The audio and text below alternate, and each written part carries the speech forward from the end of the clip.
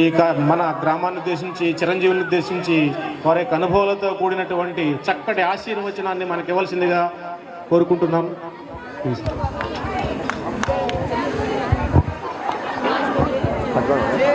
ముందుగా అందరికీ సంక్రాంతి శుభాకాంక్షలు.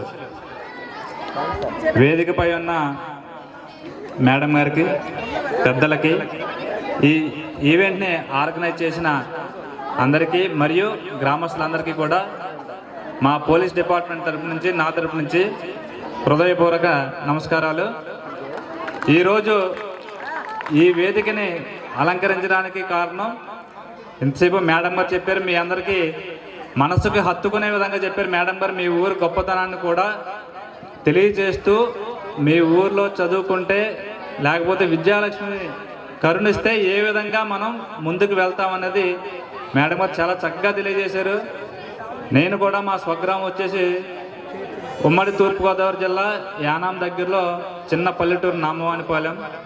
నేను కూడా చిన్నప్పటి నుంచి కూడా గవర్నమెంట్ స్కూల్లోనే చదువుకుని మా తల్లిదండ్రుల యొక్క వారి యొక్క దీవెనలు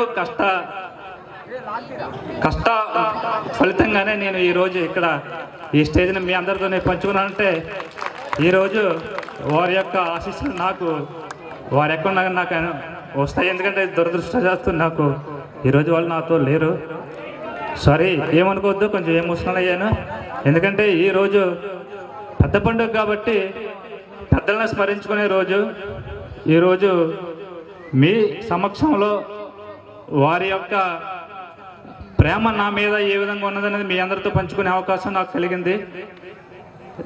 ఈ దేవదేవుని యొక్క దుర్గా నాగేశ్వర స్వామి వారి దయతో మీ గ్రామంలో అందరూ కూడా సుఖ సంతోషాలతో ఉంటూ, ఎటువంటి గ్రామంలో ఇబ్బందులు లేకుండా ప్రజలంతా సంతోషంగా ఉండాలని చెప్పేసి, ప్రతిరోజు పండగ వాతావరణంతో పండగ జరుపుకునే విధంగా ఉండాలని చెప్పేసి మనస్ఫూర్తిగా కోరుకుంటూ, ఈ అవకాశాన్ని నాకు ఇచ్చిన వేదికను అలంకరించిన పెద్దలకి, గ్రామ పెద్దలకి, ఈ ప్రేమతో పెదకల్లేపల్లి ఆర్గనైజర్స్ అందరికీ కూడా హృదయపూర్వక నమస్కారాలు తెలియజేసుకుంటూ ధన్యవాదాలు. Thank you.